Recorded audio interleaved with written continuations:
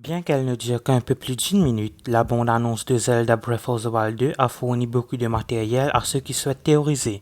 Dans la bande-annonce, il est immédiatement clair que Breath of the Wild 2 sera plus sombre que son prédécesseur, avec des runes verts brillantes flottantes dans l'obscurité, réglées sur l'air des notes vocales synthétiques fantomatiques.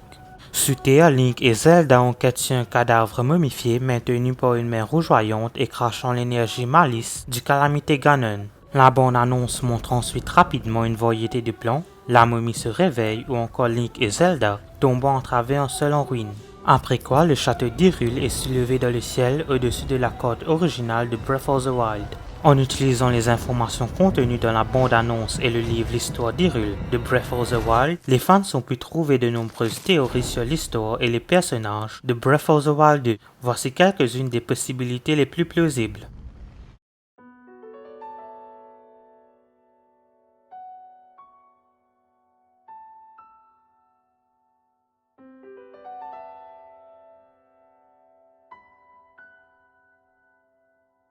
Il est évident d'après les cheveux roux de la momie, les bijoux Gerudo et l'énergie de Malice que Ganondorf, la version humaine de Ganon, fera son grand retour dans Breath of the Wild 2. Le fait que la momie soit Ganondorf est accepté par presque tout le monde, mais les fans ne sont pas d'accord sur son rôle dans la domination de Calamité Ganon sur Hyrule et son rôle potentiel dans la suite. Certains fans, comme le compte Reddit Sodam Generic, pensent que Ganondorf était autrefois un héros légendaire de type Link qui a utilisé le Master Sword pour combattre le Calamité Ganon. La tapisserie historique référencée tout au long du premier opus montre un héros avec un grand nez et des cheveux roux, deux caractéristiques distinctes du Gerudo, un race de peuple d'Hyrule.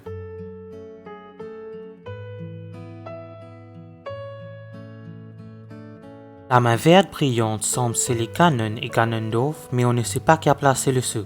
Les bijoux en or de la main ressemblent à ceux des Gerudo, mais sa forme rappelle davantage les ruines du peuple Zonai qui parsèment le paysage d'Hyrule. L'architecture des Zonai peut également être vue à certains endroits dans le trailer du jeu, suggérant une relation entre la main et les Zonai. De plus, les Zonai sont associés à la Triforce du Courage, car le printemps du Courage se trouve dans leurs ruines. La Triforce du Courage est généralement incarnée par Link et est représentée par la couleur verte qui relie en outre la magie verte de la main aux Zonai. Pourtant, en parcourant les détails de la bande-annonce de Breath of the Wild 2, les fans ont découvert que les runes vertes appelées Seal Ganon dans la langue des Gerudo accordant plus de crédit à la main étant la magie Gerudo.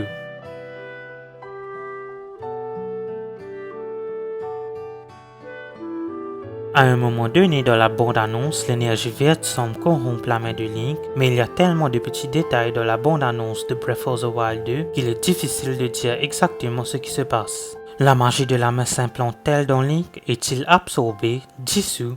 Et pourquoi est-il montré le sauvant d'une chute à un moment donné dans la remorque alors qu'il devait garder Ganon scellé? Voici un scénario possible. Link et Zelda font en sorte que le sol s'effondre et commence à mourir.